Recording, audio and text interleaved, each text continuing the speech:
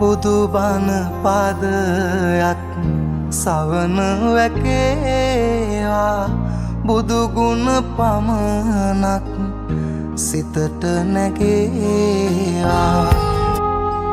මහමෙවුනා සපුවාසී පූජ්‍යාන් කුඹුරේ අමතදීප ස්වාමීන් වහන්සේ විසින් සිදු කරනු ලබන මధుර ධර්ම දේශනාව 2025 මැදින් මස 30 වන ඉරිදා සවස 5 සිට ගලිගමුව දෙමටම්පිටිය දඬුවලගන පුරාණ රජ මහා විහාරස්ථානයේදී නිවීමක් නැමැති දිව්‍යයක් වල නිවීමක් සොයන් දෙව්ලොව අසපුවක වාරයක් ගැනීමට පින් සිතති ඔබට මෙත් සිතින් කරන ආරාධනාවයි.